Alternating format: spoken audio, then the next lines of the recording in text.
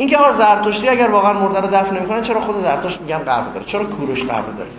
کوروش نهایتش چی شد اگر خارج از ایران کشته شده بر اساس گزارش هرودوت؟ خب واقعا این چه قبریه داره توی پاسارگاد؟ چیه؟ از کجا میگین این قبر کوروشه؟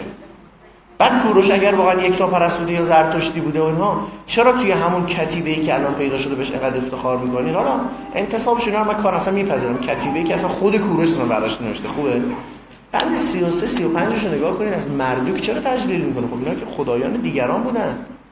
اگه یکتاپرست بود یا اگر زرتشتی بود چرا از خدایان دیگران تجلیل کرد؟ طرف به خاطر مثل اینه که مثلا بگیم آقا رئیس جمهور ما میره هند، بعد اونا گاو میپرستن، رئیس جمهور رو برای احترام به مردم هند بگه گاواتون خیلی خدای خوبی ان.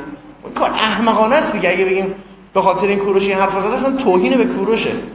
چرا از خدایان دیگه تجلیل شده؟